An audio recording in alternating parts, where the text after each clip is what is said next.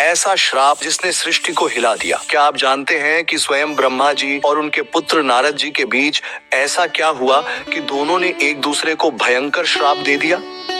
कैसे नारद जी, जो हमेशा भगवान श्री कृष्ण की भक्ति में लीन रहते थे, अपने ही पिता के विरुद्ध खड़े हो गए?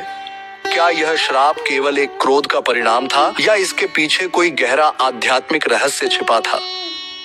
इस अद्भुत कथा को जानने के लिए वीडियो को पूरा देखें।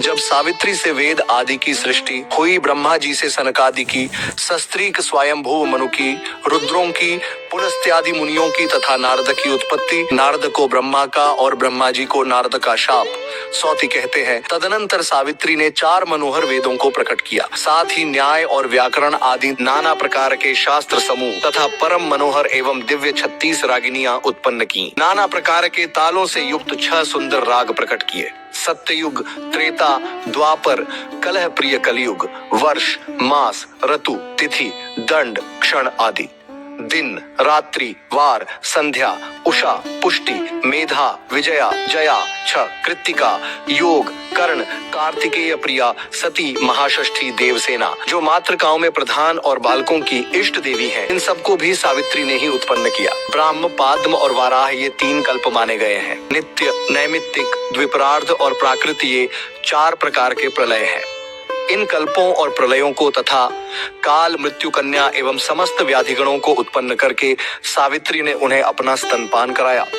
तदनंतर ब्रह्मा जी के पृष्ठ देश से अधर्म उत्पन्न हुआ। अधर्म के वाम पार्श्व से अलक्ष्मी उत्पन्न हुई, जो उसकी पत्नी थी। ब्रह्मा जी के नाभि देश से शिल्पियों के गुरु विश्वकर्मा हुए। साथ ही 8 महावसुओं की उत्पत्ति हुई, जो महान बल पराक्रम से संपन्न थे। तत्पश्चात विधाता के मन से 4 कुमार आविर्भूत हुए, जो 5 वर्ष की अवस्था के से जान पड़ते थे और ब्रह्म तेज से प्रज्वलित हो रहे थे। नाम सनंदन था, तीसरे सनातन, दूसरे का नाम सनंदन था, तीसरे सनातन और चौथे ज्ञानियों में श्रेष्ठ भगवान सनत कुमार थे।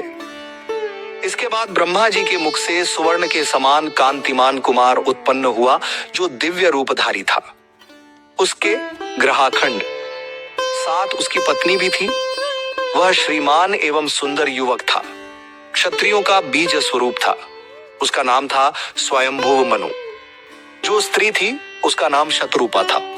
वह बड़ी रूपवती थी और लक्ष्मी की कला स्वरूपा थी। पत्नी सहित मनु विधाता की आज्ञा का पालन करने के लिए उद्यत रहते थे। स्वयं विधाता ने हर्ष भरे पुत्रों से, जो बड़े भगवत भक्त थे, सृष्टि करने के लिए कहा, परंतु वे श्री कृष्ण परायण होने के कारण नहीं करके तपस्या करने के लिए चले गए। इससे जगतपति विधाता को बड़ा क्रोध हुआ। कोपासक्त ब्रह्मा ब्रह्म तेज से जलने लगे। प्रभु, इसी समय उनके ललाट से 11 रुद्र प्रकट हुए।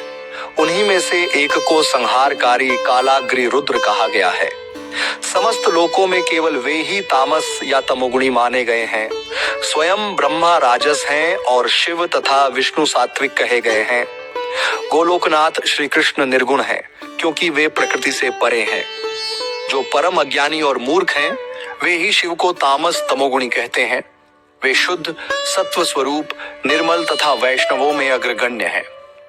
अब रुद्रों के वेदोक्त नाम सुनो। महान, महात्मा, मतिमान, भीषण, भयंकर, रतुध्वज, ऊर्ध्वकेश, पिंगलाक्ष, रुचि, शुचि तथा कालाग्नि रुद्र।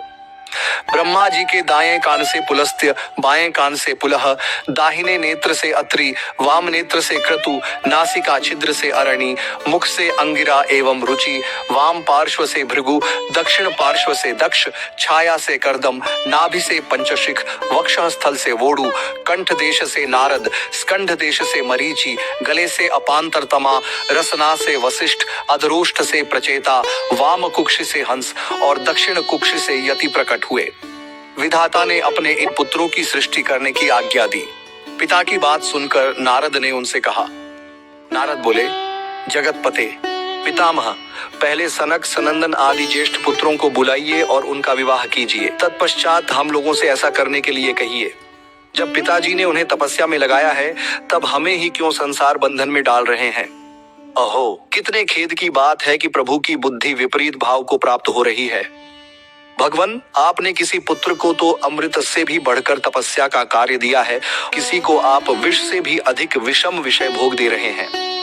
पिताजी, जो अत्यंत निम्न कोटि के भयानक भवसागर में गिरता है, उसका करोड़ों कल्प बीतने पर भी उद्धार नहीं होता। भगवान पुरुषोत्तम ही सबके आदि कारण तथा निस्तार के बीज हैं। वे ही सब कुछ देने वाले, भक्ति प्रदान करने वाले, दास्य सुख देने वाले, सत्य तथा कृपामय हैं। वे ही भक्तों को एकमात्र शरण देने वाले, भक्त वत्सल और स्वच्छ हैं। भक्तों के प्रिय रक्षक और उन पर अनुग्रह करने वाले भी वे ही हैं। भक्तों के आराध्य तथा प्राप्य उन परमेश्वर श्री कृष्ण को छोड़कर कौन मूढ़ विनाशकारी विषय में मन लगाएगा। अमृत से भी अधिक प्रिय श्री कृष्ण सेवा छोड़कर कौन मूर्ख विषय नामक विष का भक्षण आस्वादन करेगा। विषय तो स्वप्न के समान नश्वर, मिथ्या, विनाशकारी है। तात, जैसे दीप शिखा का अग्रभाग पतंगों को निस्तार बीजम सर्वेशाम बीजम च पुरुषोत्तमम सर्वदन भक्तिदम दास्य प्रदम सत्यम कृपामयम भक्तैक शरणम भक्तवत्सलम स्वच्छमेव च भक्त प्रियम भक्तनाथम भक्तानुग्रहकारकम भक्त आराध्यम भक्त साध्यम विहाय परमेश्वरम मनोदधाति को मूढ़ो विषये नाशकारणे विहाय कृष्ण सेवां च पीयूषादधिकां प्रियाम को मूढ़ो विषमश्नाति विषमम विषयाभिधम स्वप्रवन्नश्वरे तुच्छम सत्यम नाश कारणम। ब्रह्मखंड मनोहर प्रतीत होता है, जैसे बंसी में गुथा हुआ मांस मछलियों को आपाततः सुखद जान पड़ता है। उसी प्रकार विषयी पुरुषों को विषय में सुख की प्रतीति होती है, परंतु वास्तव में वह मृत्यु का कारण है। मेरी आंख से ओझल हो जाओ और अवश्य ही नीचे गिरो। ब्राह्मण पुत्र से ऐसा कहकर जगतपति ब्रह्मा चुप हो गए और नारद जी रोने लगे। उन्होंने दोनों हाथ जोड़कर पिता से कहा। ब्रह्मा जी के सामने वहां ऐसी बात कहकर नारद जी चुप हो गए। वे अग्निशिखा के समान तेजस से प्रकाशित हो रहे थे। पिता को प्रणाम करके चुपचाप खड़े रहे। उनकी बात सुनकर ब्रह्मा जी रोष से आग बबूला हो उठे। उनका मुंह लाल हो गया, ओठ फड़कने लगे और सारा अंग थर थर कांपने लगा। ब्राह्मण वे पुत्र को शाप देते हुए बोले। ब्रह्मा जी ने कहा, नारद, मेरे शाप से तुम्हारे ज्ञान का लोप हो जाएगा। तुम कामिनियों के क्रीड़ा मृग बन जाओगे, उनके वशीभूत होगे। तुम 50 कामिनियों के पति बनो। श्रृंगार शास्त्र के झाता, श्रृंगार रसास्वादन के लिए अत्यंत लोलुप तथा नाना प्रकार के श्रृंगार में निपुण लोगों के गुरु के भी गुरु हो जाओगे। गंधर्वी में श्रेष्ठ पुरुष होगे। सुमधुर स्वर से युक्त उत्तम गायक बनोगे। वीणा वादन संदर्भ में पारंगत तथा सुस्थिर यौवन से युक्त होगे। विद्वान, मधुरभाषी, शांत, सुशील, सुंदर और सुबुद्धि होगे, इसमें संशय नहीं है। उस समय उपबर्हण नाम से तुम्हारी प्रसिद्धि होगी।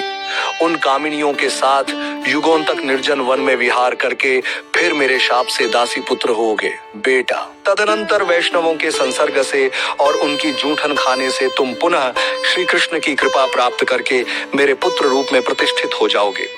उस समय मैं पुनः तुम्हें दिव्य एवं पुरातन ज्ञान प्रदान करूंगा। इस समय अकारण ही हुआ है।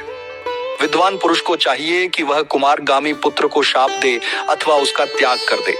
आप पंडित होकर अपने तपस्वी नारद बोले, तात तात जगत गुरु, आप अपने क्रोध को रोकिए। आप सृष्टा हैं, तपस्वियों के स्वामी हैं। अहो, मुझ पर आपका यह क्रोध पुत्र को शाप देना कैसे उचित मानते हैं?